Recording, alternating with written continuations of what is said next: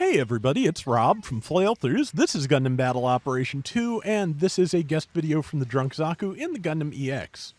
I've got the EX for myself, but I have not particularly mastered its special booster skill that Zaku was just using there, that lets you basically go into a jump from a boost or another jump, you know, do it a little bit faster, and I believe with slightly improved defenses, something like that, but yeah, I'm not good at that yet. Both the EX and the standard narrative Gundam have a very similar skill and an aerial kick to go with it.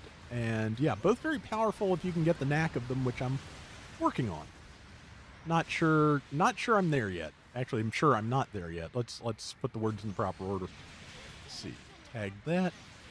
And yeah, other than that, appreciate Drunk Zaku sending this my way. I haven't gotten anything the last couple of days. Got some okay rounds, but just not quite up for, the request or whatever else I'd be wanting to do with them, so that can wait. Oh, I've never noticed the special icon for the EX's beam saber. Neat. I wonder if there's like a technical reason for it to have that blue flash around it, or if it just looks cool. Like maybe, extra powerful eye field for better deflection of enemy weapons, something like that. I don't know.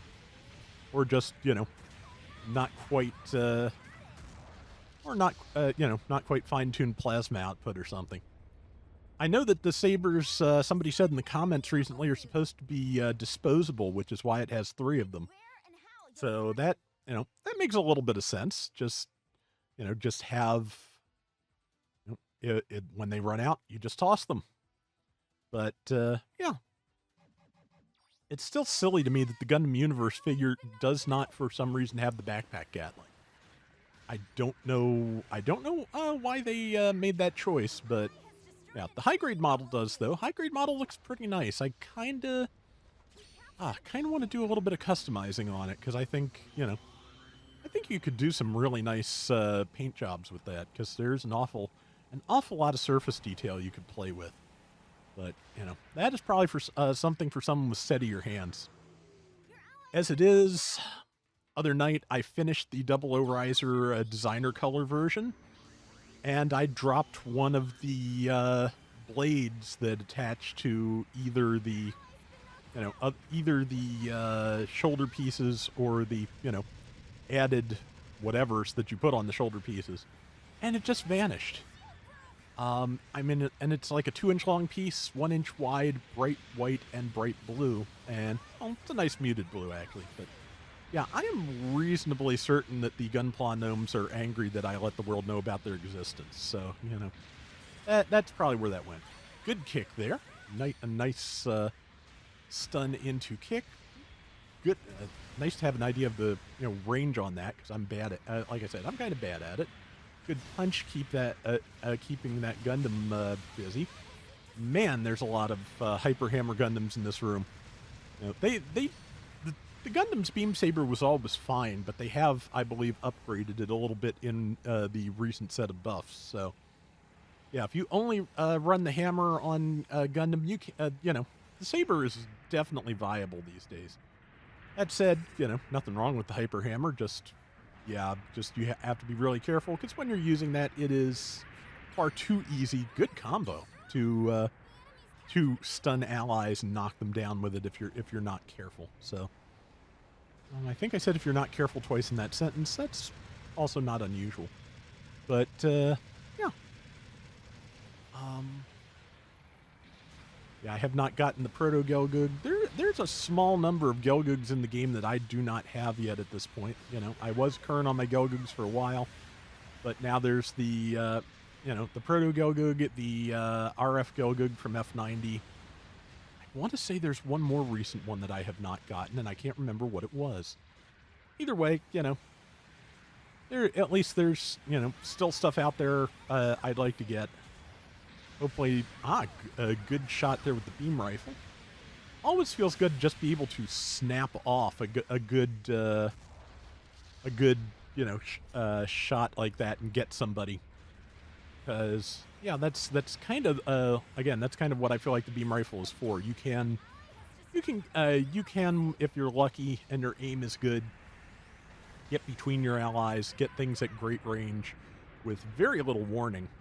You know, useful skill set, but you know, sometimes when you have shaky hands, that can do more harm than good. So I just you know, good days and bad days. That's you know, that's everything in life, honestly. Just you know, there's going to be days when it all works for you, you know, physically or mentally or both, and days when it doesn't.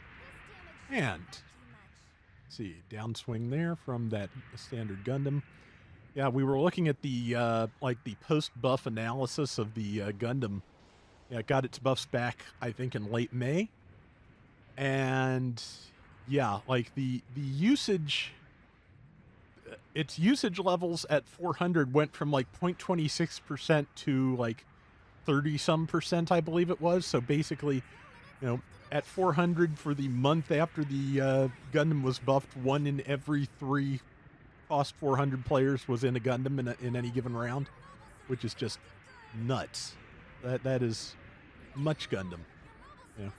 You know, I'd like the Gundam to be viable. It should be viable, but man, it just there's so many other things at 400. I would love to see a little bit more variety because yeah, just since the you know since the buffs, the Gundam has been everywhere. But that said, I kind of get it. I kind of feel like they didn't want the alternate universe version in the White Gundam to outshine it. So the Red Gundam is a special case because it's been further upgraded, so it can be a little bit stronger than the standard RX-78 if it wants. At this point, the standard one and the White Gundam are just different enough that it's that they serve different purposes. They have different abilities. That I think it's working out okay on that front. But the round is almost over. Zaku's team has got this. Good kick there. Did not knock down an ally. Very nice, because yeah, that's one of the other problems I've been having with kicks. I was talking about the Gundam hammer being a problem with hitting allies. The kicks, oh man, it is really hard for me to control those yet. Again, I'm sure there's a knack to it, and I'll get there. But okay, and good hit, and hit. I think he hit both of them with a kick there. And let's see, 5, 2, 1, and yeah, that was a good round. And yeah, like I said, I need to practice with this thing more because it's really neat.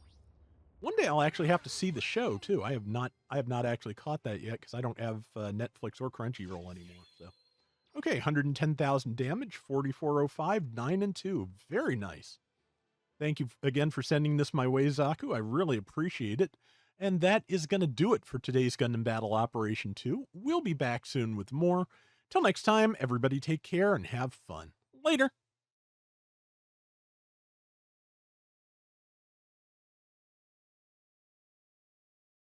I don't think they've announced a G-frame version of the Gundam EX yet, but I feel like it would be really good for that. I just like G-frame. I'll be honest. That's still a great line. Long may it run. But as far as I'm concerned, just like on all fronts, Bandai has been killing it with their candy toys in the last like 5-6 years. G-frame's great. Shoto for Kamen Rider, and all the attendant various Ultraman and what have you lines, just all really good figures. So, if you can find a good deal on them, which, frequently happens, I definitely recommend checking them out.